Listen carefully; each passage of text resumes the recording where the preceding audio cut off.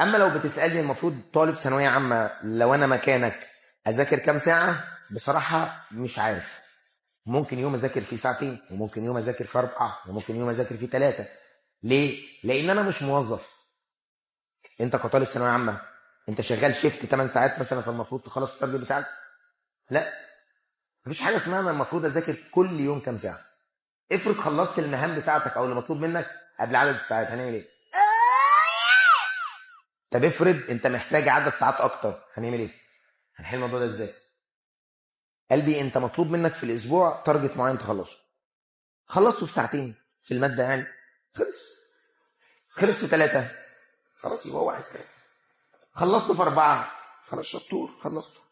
فالمطلوب منك ان هو يخلص، مش مطلوب من حضرتك تبقى موظف شغال بعدد ساعات. معايا يا سيدنا؟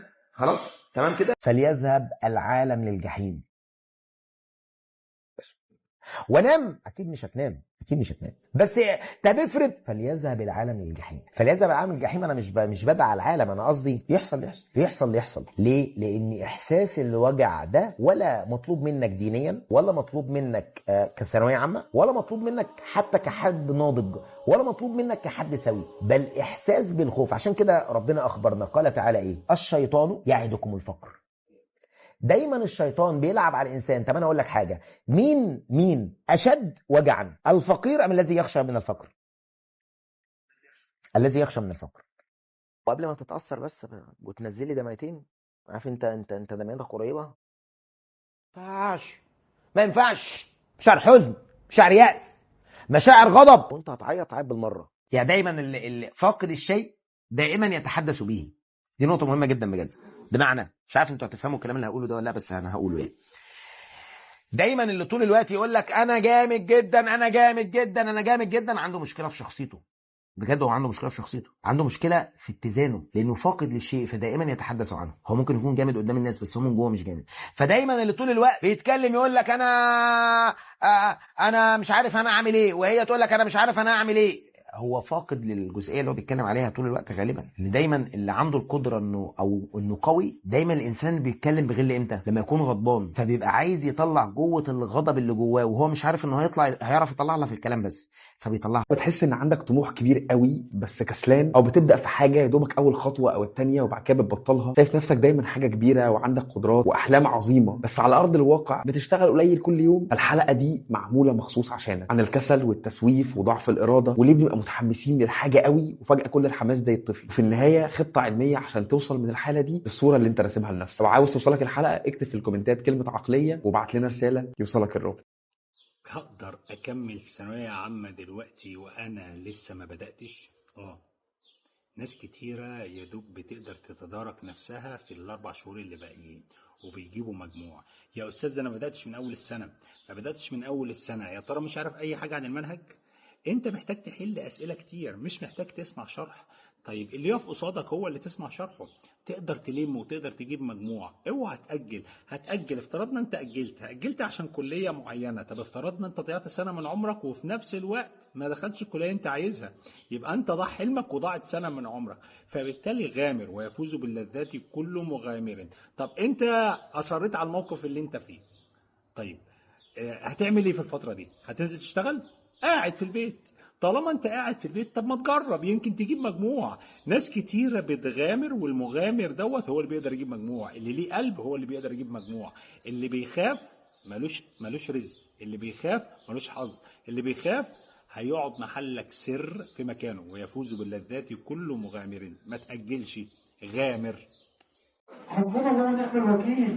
كنت عندك بقينا بندور على شماعات وعلاقات ومفيش مجهود. زمان وانا في سنكم كنت اتمنى المدرس بتاعي يوافق يحل معايا سؤالين من الكتاب الخارجي. واحنا كلنا كجيل وعملنا عليه زياده. وصلنا للجيل اللي بيقول لك اشرح لي، حاضر. حل لي، حاضر. لم لي، حاضر. لخص لي، حاضر. لخص المتلخص، حاضر. حل لي تاني، حاضر. طب ليه؟ عشان هو بيعمل كده مش عشان يذاكر ويستفيد. هو بيعمل كده عشان في الاخر لو المدرس بتاعه ما عملوش الحته دي، لا مش كده. الحاجة ما بتجيش سهلة، وإلا كان كل الناس بقت ناجحة. أنا عايز دايما أعلمك الحتة دي، أعلمك إن مهما كنت تعبان كمل. ودي حاجة أنا عايزك دي تحطها في دماغك. مهما كان عندك هدف، أنا لسه عندي هدف ولسه هفضل طول عمري بحلم، ولسه هفضل طول عمري بحلم بنجاح أكبر. عايزك أنت كمان، عايزك تتربى على كده. ما تنتظرش إن حاجة تيجي سهلة. حاول طالما انت عندك طريق بتحلم بيه. انا عندي طريق انا بحلم بيه، فعشان كده انا عارف ان الطريق ده ما ينفعش يبقى سهل. انا عايزك انت كمان تعمل كده. انت كمان اتعلم الحته دي من اخوك الكبير. اعتبرني يا اخي اخوك الكبير بتكلم معاك، وانا مش من عادتي ان انا بتكلم كتير، بس دايما لما بكون حاجه حاسس بيها بحب دايما انقلها لك. عايزك دايما يعني لو عندك حلم فعلا اسعى له بجد، واسعى له فعلا بصعوبة. الحاجة ما بتجيش سهلة، وإلا كان كل الناس بقت ناجحة. لكن الحاجة بتيجي صعبة فعلا. الحلم او الهدف اللي انت عايز توصل له لازم تتعب. انا بقولها لك من اخوك الكبير، لازم تتعب. ما فيش حاجة بتيجي سهل، واللي بيجي سهل بيروح سهل، واللي بيجي صعب يروح بره. فعشان كده اتعلمها من اخوك الكبير. مهما كنت تعبان ما تجليش، طالما خلاص انت فيك نفس وقادر خلاص. ما تحطش بقى في دماغك اصل انا تعبان، اصل انا الظروف، اصل انا مودي، اصل انا. لا، انا بكلمك اهو راجل لراجل، ما تجليش. لو ربنا سايبك ماشي في طريق لوحدك، فاعرف ان انت قدها، واعرف ان انت مش لوحدك. ساعات بتمشي في الطريق وتحس ان كل حاجة ضدك، المشاكل والضغوط والاوجاع والالام، وتحس ان انت لوحدك. انت يا ابني مش لوحدك، ربنا معاك. ربنا عارف ان الطريق اللي انت ماشي فيه الطريق الصح، عارف ان الاوجاع اللي بتقابلك دي هي بتقويك، عارف ان المحن اللي انت بتمر بيها هي بتبني حياة جديدة. بس صدقني والله ربنا سايبك كده لان الطريق اللي انت ماشي فيه صح، وربنا معاك وعارف ان انت بتعمل اللي عليك. بطل عيط، بطل تعيط انك كل شوية ما بدأتش في المنهج. اقسم بالله صاحبك اللي انت عمال بتعيط له انك لسه ما بدأتش، وهو عمال يطبطب عليك معلش هو المنهج صعب ومش عارف ايه والحاجات دي كلها، اقسم بالله هو بدأ وبيذاكر وبيخلص. والله يا ابني ما هيدخل معاك اللجنه، والله ما هيدخل معاك اللجنه، ولا اللي انت بتعيط له هيدخل معاك اللجنه، موبايلك هيدخل معاك اللجنه، ولا تضييع الوقت اللي انت بتضيعه ده كله هيدخل معاك اللجنه. مش هيدخل معاك اللجنه غير المنهج اللي انت ذاكرته وتوفيق ربنا ليك. هل انت بتشتغل على الحاجتين دول؟ احنا كجيل ما عندناش ثقافه المواجهه، ما عندناش ازاي حصل مشكله يلا نحل. يا اما بنتهرب يا اما نفضل نعيط. الريليشن باظت نفضل نفكر ونعيط ونشغل اغاني حزينه والذكريات ما تحل، ما تطور من نفسك. حصل مشكلة، أي مشكلة بتحصل ما بنواجههاش بنفضل نقعد نعيط عليها سنين على ما بنبدأ نفكر بقى احنا نعمل ايه. مصيبة يا حبيبي، أقسم بالله أنت مستقبلك ده أهم حاجة في الدنيا. صاحبك اللي أنت عمال بتعيط له ده هتلاقيه وأنت هتلاحظ إن أنت وأنت بتكلمه شتم سابك ومشي راح يذاكر. هو في دماغه حل عن أمي بقى أنا عايز أذاكر. وأنا بقول لك اللي بيحصل كلنا كده، ومحدش مهتم باللي أنت عمال بتحكي ده كله.